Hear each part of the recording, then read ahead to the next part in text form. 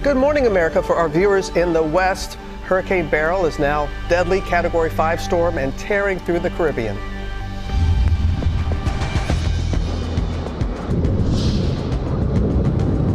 On the move.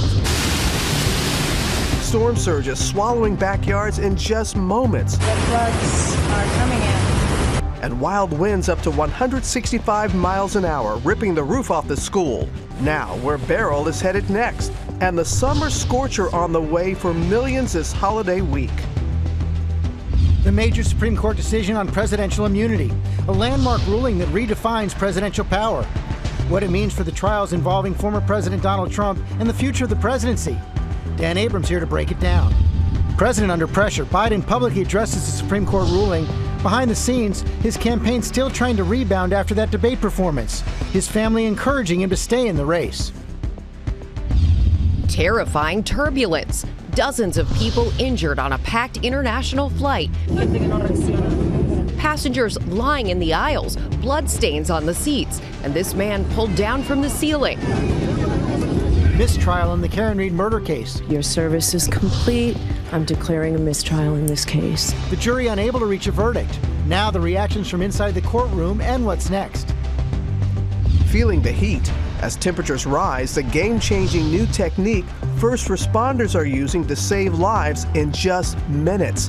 And you'll see the dramatic demo with Ginger live on our air this morning. Jamie Foxx shares new details about the mystery illness that landed him in the hospital. April 11th last year, bad headache. Asked my boy for an Advil. Was gone for 20 days. What he remembers about the moment he woke up and what the doctor told him next. And this will keep your kids occupied for the 4th. Bluey and Bingo are back. Okay, here we go. We've got an exclusive look. And we can't get enough of Coco Gauff. Off to an ace start in Wimbledon. And so is new mom Naomi Osaka. Plus, the must-see play commentators called ridiculous. We're all in on Wimbledon this morning.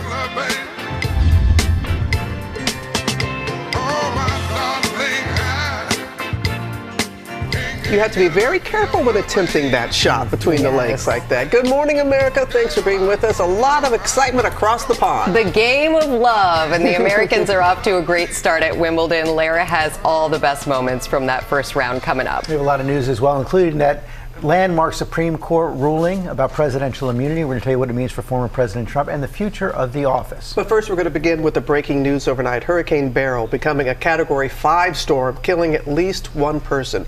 The Caribbean is being hit hard right now. Ginger is tracking the latest and where the storm is headed next. Good morning to you, Ginger.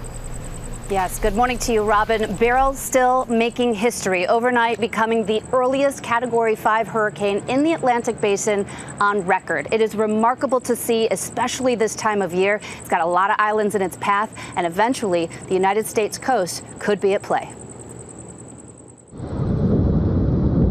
This morning, a deadly Hurricane Beryl is tearing through the Caribbean waters. Strengthening into a Category 5 overnight, Beryl is the earliest Cat 5 on record to form in the Atlantic Basin, feeding off ocean waters that are already as warm as what we see in the peak of hurricane season in September. The lashing winds and surge claiming at least one life in St. Vincent and the Grenadines. Beryl made its first landfall as a Cat 4 on Monday on the island of Carriacou in Grenada, the winds and water decimating parts of the island. Neighborhoods in Barbados inundated. Storm surge swallowing this backyard in just moments. The floods are coming in. On St. Vincent, powerful winds ripping the roof off this school, leveling banana crops and taking down power lines. The International Space Station capturing this striking image of Beryl. And hurricane hunters flying right into the eye of the storm, gathering crucial data from above.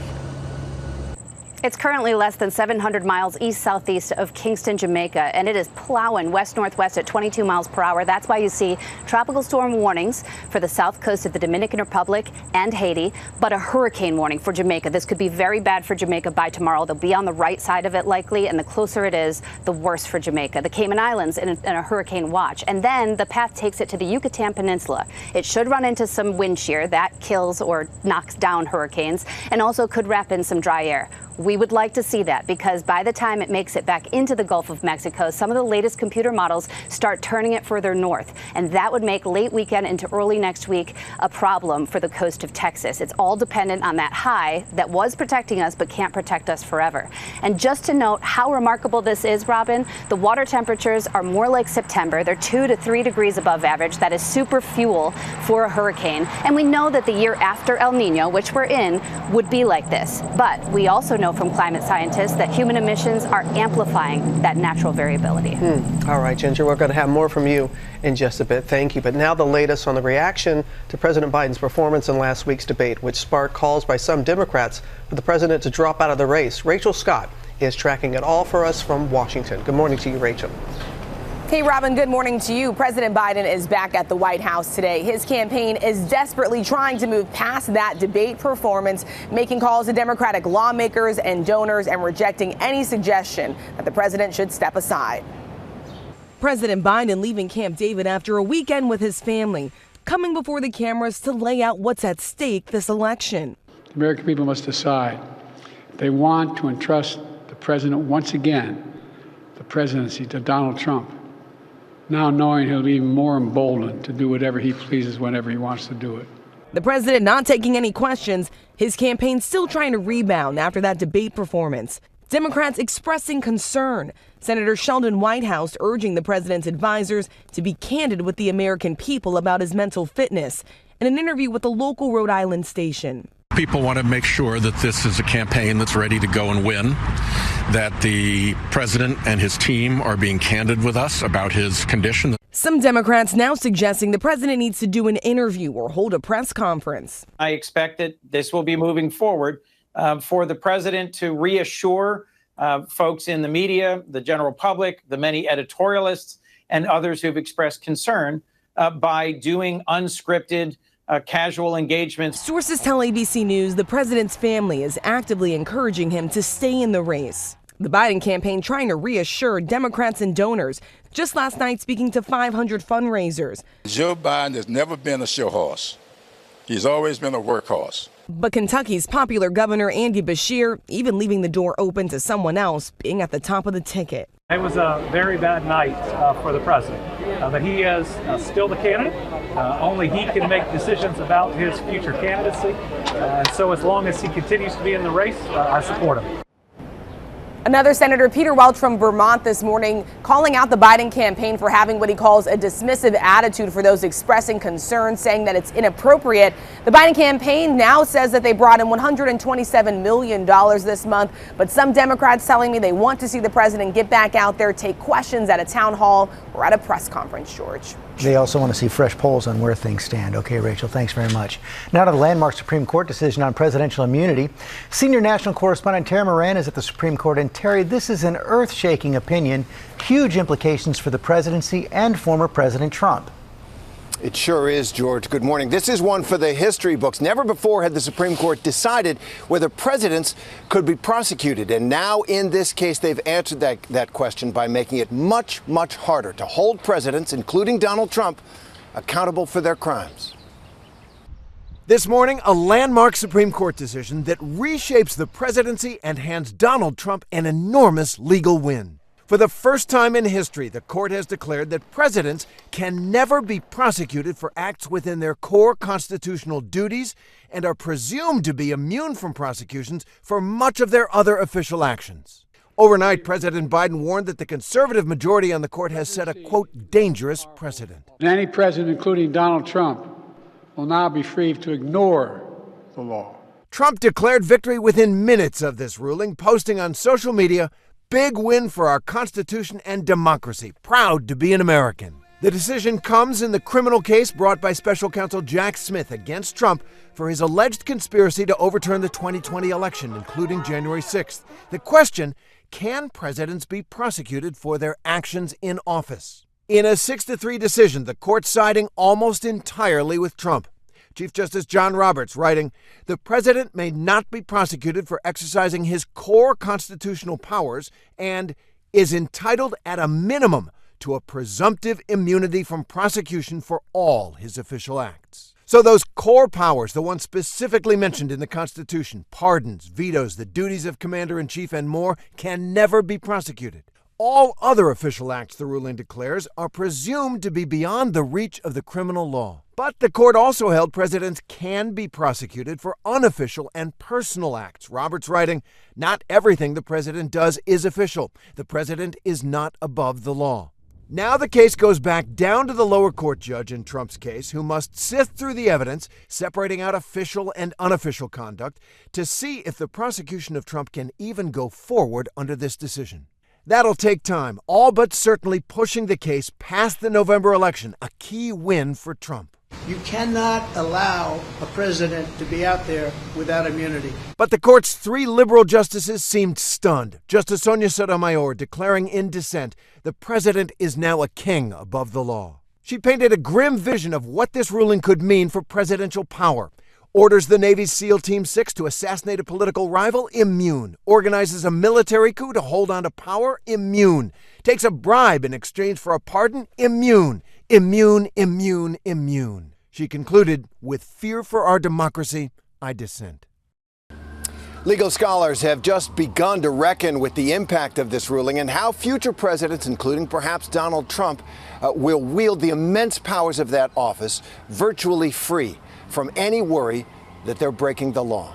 George? Okay, Terry, thanks. Let's bring our chief legal analyst, Dan Abrams. Terry just said legal analysts are trying to parse through what this all means. It has the makings of one of the most consequential decisions in the history of the Supreme Court. Yeah, I mean, look, we expected that this court was going to say to a lower court, you figure out what's an official act and what isn't, right? And official acts will be protected. What makes this so sweeping is that the court has said, A, that some acts do have total and absolute immunity. And the court actually refers to... Let me just press on that for a second, because one of the core constitutional powers given to the president is the power to pardon. Some billionaire gives him $500 million for a pardon.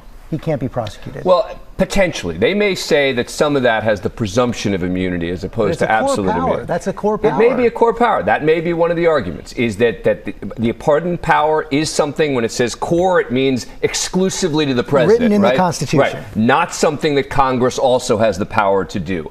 Pardoning is one of those core powers. And the court has said, in sending it back, you can't look to the president's motive in assessing a potential crime. So if you can't look to the motive in something like a pardon, you can't say, were they doing this for the wrong reasons, then there's certainly an argument to be made along those lines. But part of what makes this so sweeping is also the fact that they have implemented a series of rules that any prosecutor has to abide by, meaning all the things they can't do in evaluating whether a president committed a crime, evidence that they can't use. They can't look to a president's motive.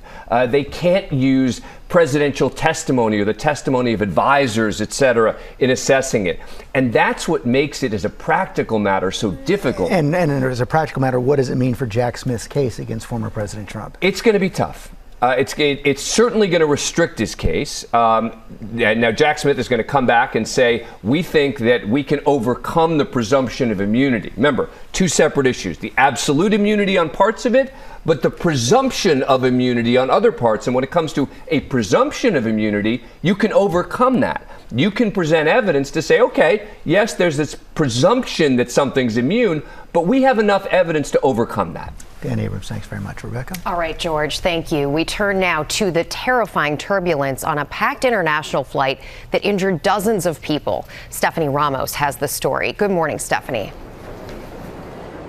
Rebecca, good morning. Passengers were injured when a flight hit severe turbulence on its way from Madrid to Uruguay. It is the latest in a series of bumpy incidents that have really shaken travelers. This morning, terrifying turbulence rocking a packed international flight, injuring at least 30 people. Videos showing a passenger apparently stuck in the ceiling of the aircraft, his feet dangling over the aisle. It's still unclear how he got there. You see the badly damaged, blood-stained cabin, a seat destroyed, and holes where passengers slammed into the ceiling. Paramedics seen carrying one person off the plane on a stretcher.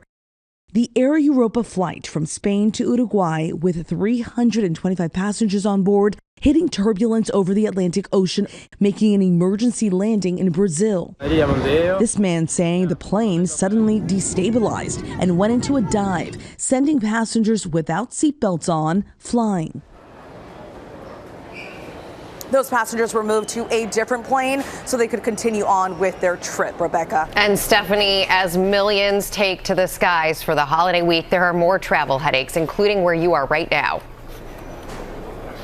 That's right, Rebecca. An air traffic controller shortage caused major disruptions to the holiday rush here at Newark Airport on Monday. 40% of departures, 38% of arrivals were delayed. 71 flights were canceled. But so far, we're not seeing any of those issues here this morning. Now, the FAA does say 41,000 flights are scheduled to take off today and Wednesday, with the 4th itself being the least busiest day of the holiday. Rebecca. Okay, so July 4, if you're traveling July 4, you might get a little respite there. Stephanie, thank you. All right, Rebecca, now big news out of Boston this morning for the Celtics. The NBA champs are about to award the largest contract in league history and putting the team up for sale. Ike is here with, you got to tell us more about this, Ike. Good morning. Good morning. That's right. The Boston Celtics, they're apparently not a team that rests on its laurels, 2 weeks after winning the title, making historic moves to shore up its immediate and long-term future. ESPN reporting the team has agreed with superstar forward Jason Tatum on a 5-year Supermax contract extension worth a record $314 million.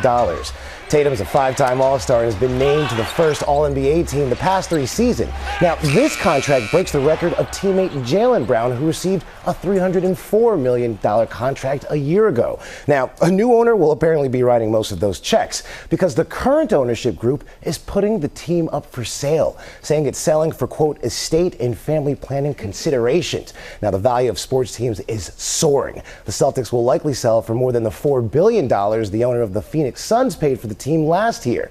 Now, the Celtics are a storied franchise, having won 18 championships, the most by any team in league history. Some of the biggest names in the sport have played in Boston, and soon a new owner will be tasked with keeping the team's excellence going for the next generation of Celtics greats. How about that, guys? I love the new owner coming in going, oh, you got to write a really big check, not only for the team, but for the players. I've heard of downing and ditching, but this is something completely different.